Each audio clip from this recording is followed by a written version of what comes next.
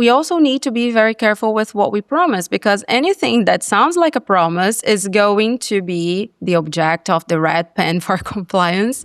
Most everyone that we work with has some level of compliance, right? And so Yes. we go through the third draft, they love it. And now in many cases, they have to hand it over to someone with a red pen who's looking at this from a completely different angle. And, just to not create any anxiety, we expect that going into it, right? And so the types of things that, a compliance person would take the red pen out on, we absolutely avoid in the first place so that we can, Yes. save ourselves all some heartache and, energy and time downstream. But, they have their pen. There's a couple things, typically I think it's pretty minimal in terms of what they come back and say you need to change. But just generally, what do you see when it comes to the types of revisions that compliance departments ask us to make before they'll approve it to get published? Especially for non-fictional books, we need to be very careful with details in the stories that we share about the client stories. We see that it's very common to ask to be more careful with details that can identify the clients. And of course, we work on that very carefully to ensure their privacy. We also need to be very careful with what we promise, because anything that sounds like a promise is going to be the object of the red pen for compliance.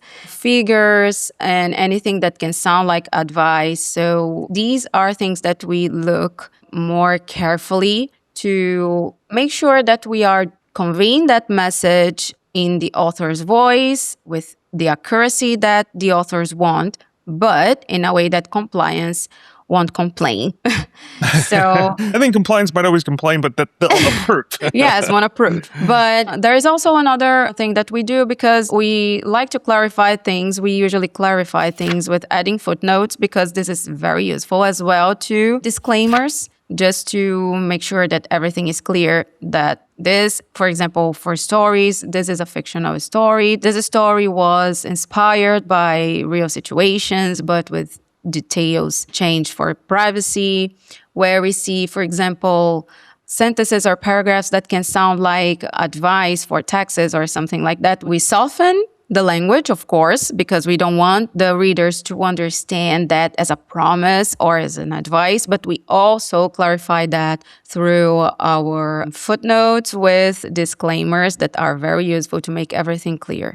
So these are the main strategies that we've been using to make things easier for the authors and compliance and readers and writers. Us, right? I mean, the more we can avoid having to make changes downstream, the better, right? So it works. Yeah. So we're all Definitely. aligned. Yes.